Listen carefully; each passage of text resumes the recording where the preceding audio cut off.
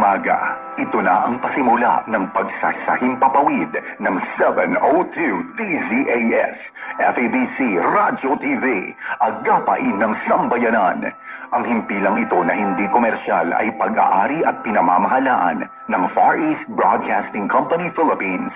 Ang DZAS ay may lisensya mula sa National Telecommunications Commission na may bilang na BXE-0795-2017. Nagsasahimpapawid ang 702 DZAS araw-araw sa lakas na 50 kilowatts sa 702 kHz sa AM band mula alas 4:35 ng umaga hanggang alas 12 ng hating gabi.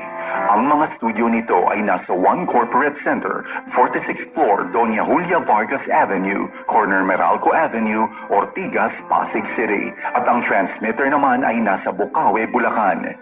Ang 702 DZAS ay nasa ilalim ng pangangalagang teknikal ng mga FABC personnel na lisensyado ng National Telecommunications Commission at ng Professional Regulation Commission. Electronics and Communications Engineer Joaquin Aliga Jr., ECE number 0011597 at First Class Radio Operators.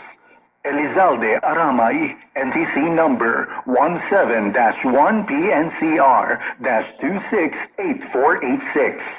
Eduardo Balyad, NTC number 97-1-PHN-19888. Rafael Barduquillo, NTC number 14-1PNCR-26670.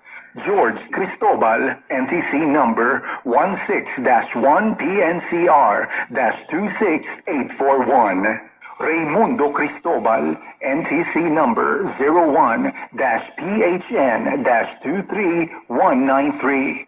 Christopher D. Molina, NTC number 22-1PHN-27143 at JVC Tabwa, NTC number 15-1PNCR-26813. Ito ang inyong mga kaagapay sa 702 DZAS, FABC Radyo TV, agapay ng sambayanan. Magandang umaga po. Atin ang pasimulan ang bawat umaga ng mabubuting balita. Halina't makinig sa bukal ng pagpapalang hatid ng mga piling talata at katuruan hango sa magandang balita Biblia na isinilaysay at isinadula upang magsilbing gabay sa iyong paglagong espiritual.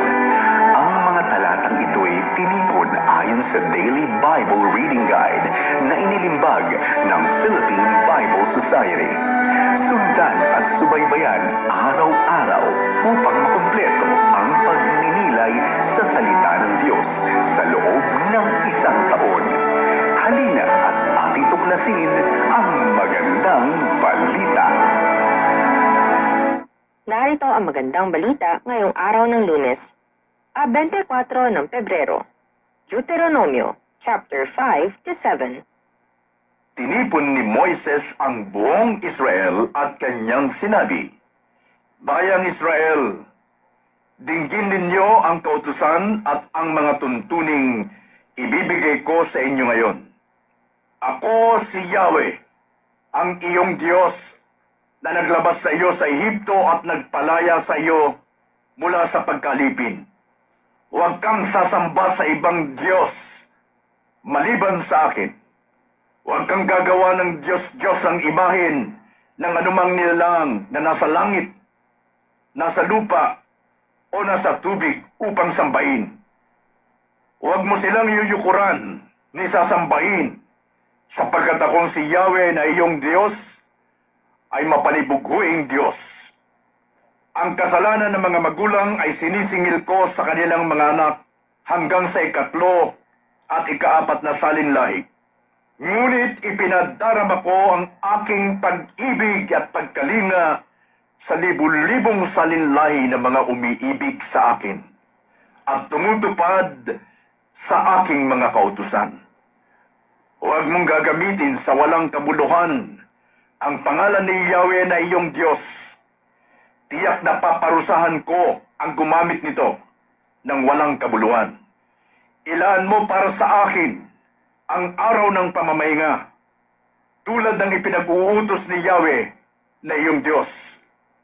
6 na araw ka magtatrabaho at tapusin mo ang dapat gawin. Subalit ang 7 araw ay para kay Yahweh na iyong Diyos. Ito ay araw ng pamamahinga. Sa araw na iyo'y huwag magtatrabaho ang sinuman sa inyo. Ikaw, ang iyong mga anak, mga aliping lalaki o babae, ni alinman sa mga alaga mong hayop, ni ang mga dayuhang nakikipamayan sa inyo. Ang iyong alipin, lalaki man o babae, ay kailangang mamahingang tulad mo. Alalahanin mong naging alipin ka rin sa Ehipto, at mula ro'y inilabas kita sa pamamagitan ng aking kapangyarihan. Kaya iniutos ko na panatilihin mong nakalaan kay Yahweh ang araw ng pamamahinga. Igalang mo ang iyong ama at ina tulad ng iniutos ko sa iyo. Sa gayoy mabubuhay ka ng matagal at sagana sa lupaing ibinibigay sa iyo ni Yahweh na iyong Diyos. Huwag kang papatay. Huwag kang mangangalunya. Huwag kang magnanakaw. Huwag kang sasaksi ng walang katotohanan laban sa iyong kapwa. Huwag mong pagnanasaang maangkin ang asawa ng iyong kapwa. Huwag mong pagnasaang maangkin ang kanyang sambahayan, bukid, alilang lalaki o babae, baka, asno o anumang pag-aari niya. Ang mga ito'y sinabi sa inyo ni Yahweh doon sa bundok, mula sa naglalagablab na apoy at makapal na usok.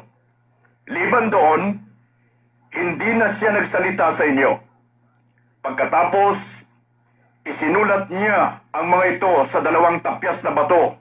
Kayo ay bansang itinalaga kay Yahweh. Hinirang niya kayo sa lahat ng bansa upang maging kanyang sariling bayan.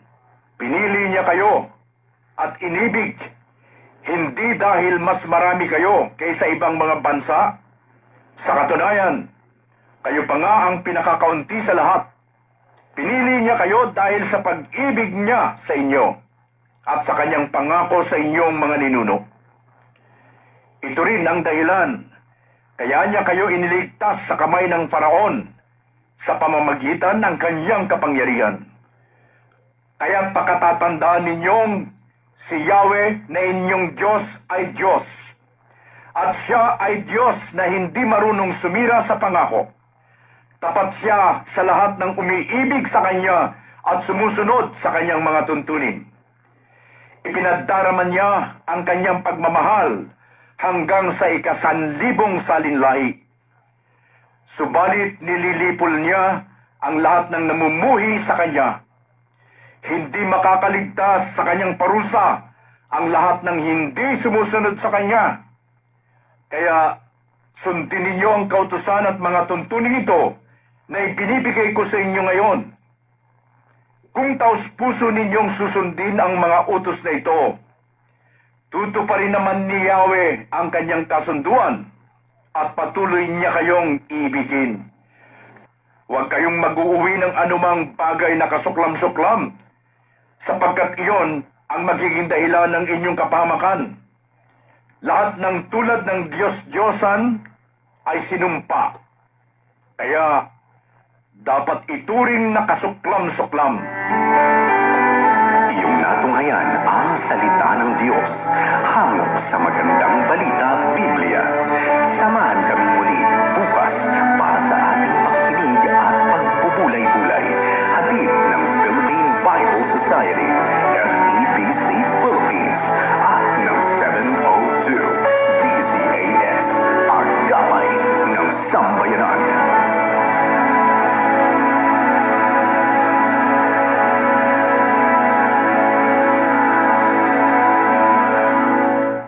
International news.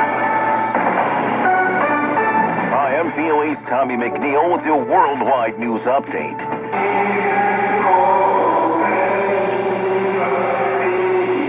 Vespers prayer for Pope Francis inside Rome's Argentinian church, Holy Mary of Sorrows. The Vatican says Pope Francis is in critical condition after he suffered a long asthmatic respiratory crisis that required high flows of oxygen. Francis has been hospitalized for a week with a complex lung infection. The Vatican said Saturday that Francis also received blood transfusions after tests showed low blood platelets, which are needed for clotting. The statement said that the Holy Father continues to be alert and spent the day in an armchair, although in more pain than yesterday. At the moment, the prognosis is reserved. Israel says the release of hundreds of Palestinian prisoners is delayed until the release of the next hostages has been assured and without the humiliating ceremonies at handovers of Israeli captives in Gaza. The statement by Prime Minister Benjamin Netanyahu's office came early Sunday as vehicles apparently carrying prisoners left the open gates of Ofer prison only to turn around and go back in. Peru's defense minister says the collapse of a food court roof at a shopping mall in the northwestern part of that country killed 6 people and left at least 78 others injured. The heavy iron roof at the shopping mall fell Friday night on dozens of people who were at the site. The head of the local fire department confirmed they did not find any signs of life as they monitored with rescue dogs, but that the search for survivors would continue. The defense minister told a news conference Saturday that 5 people died on site and 6 in a hospital after the collapse. Health officials in Sudan say a cholera outbreak in a southern city has killed nearly 60 people and sickened about 1,300 others over a 3-day period. The outbreak in the city of Kosti was blamed mainly on contaminated drinking water after the city's water plant stopped due to an attack by a notorious paramilitary group, the Rapid Support Forces. The group has been fighting the country's military for about 2 years. The ministry said in a statement on Saturday that the disease killed 58 people and sickened nearly 1,300 others, all between Thursday and Saturday. That wraps up this update, but the world and news never stop. For additional updates, visit our website, voanews.com. I'm Tommy McNeil, VOA News.